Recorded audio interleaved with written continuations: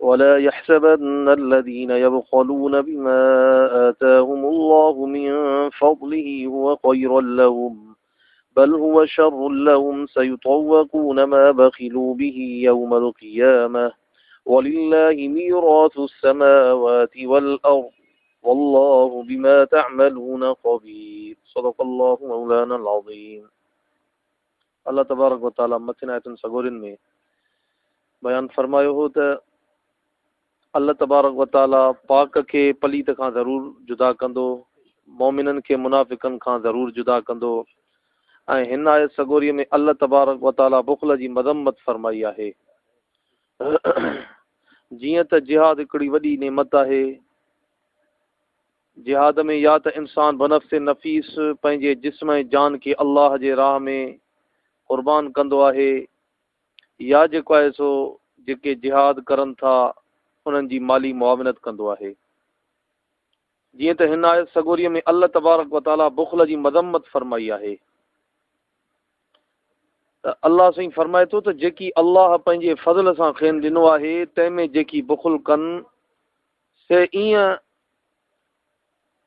पटीअ न बाहिनि त उहो बुख़ुल खेनि को चङो आहे।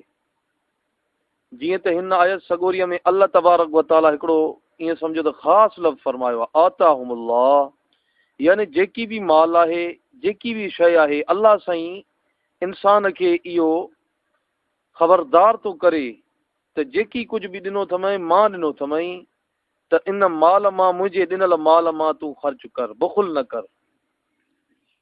बुख़ुल हिकिड़ी वॾी ख़तरनाक बीमारी आहे। जहिड़े तरीक़े सां बुख़ुल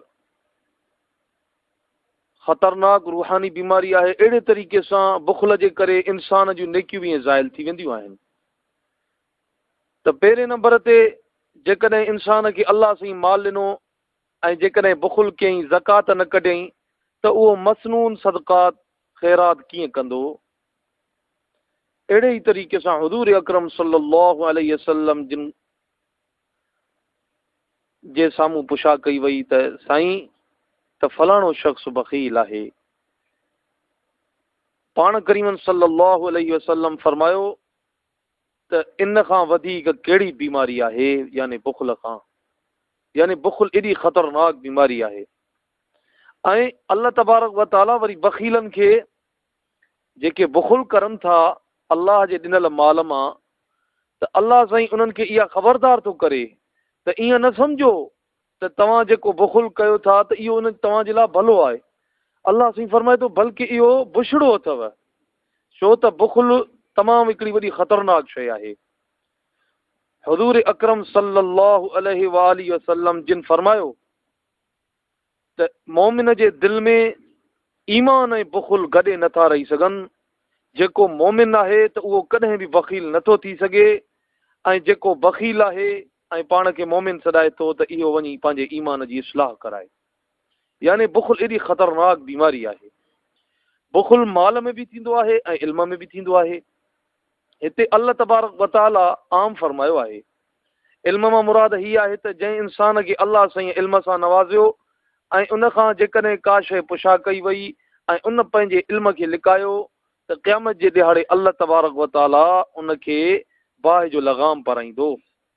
ऐं अहिड़े ई तरीक़े सां हुज़ूर अकरम सल्लल्लाहु अलैहि वसल्लम जिन फरमायो त क़यामत जे ॾिहाड़े जंहिंखे अल्लाह तबारक व ताला माल ॾिनो ऐं उनजी उन ज़कात न अदा कई त क़यामत जे ॾिहाड़े उहो हिकिड़ो नांग बणिजी वेंदा ऐं उनखे चवंदा त अन कंज़ुक न मालुक, मां तुंहिंजो ख़ज़ानो, मां तुंहिंजो माल आहियां जंहिंखे तूं कठो करे रखंदे हैं दुनिया जे तख़्ते ते, ऐं उनखे पिया ॾंगीदा रहंदा।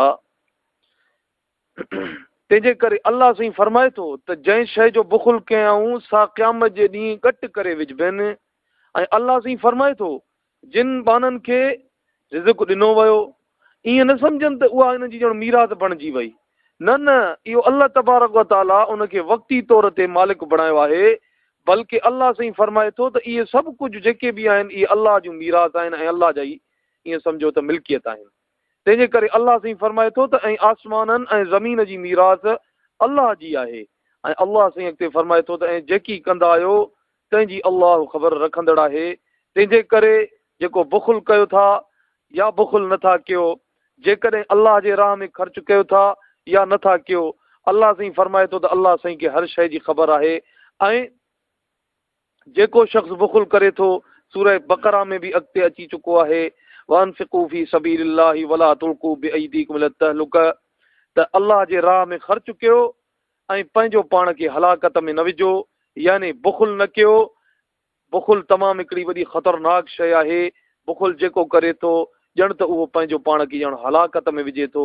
दुआ आहे अल्लाह साईं खां, अल्लाह साईं तव्हां ऐं असां समूरनि खे बुखुल जहिड़े मूज़ी मर्द खां बचाए ऐं असांखे अल्लाह तबारक व ताला सखावत जी ईअं सम्झो जेका वस्फ़ आहे हर इंसान जे, ईअं सम्झो नफ़्स में उहा सखावत जी जेका वस्फ़ आहे उहा शामिल करे छॾे त जीअं समूरा शख़्स सखी बणिजी वञनि। छो त मुंहिंजा अज़ीज़ दोस्तो, सखी अल्लाह जो दोस्त आहे ऐं इहे हिकिड़ी तमामु वॾी वस्फ़ आहे। दुआ आहे अल्लाह साईं खां, अल्लाह साईं तव्हां साईं क़ुरान ते अमल करण जी तौफ़ीक़ अता फ़रमाए। वमा अलैना इल्लल बलाग।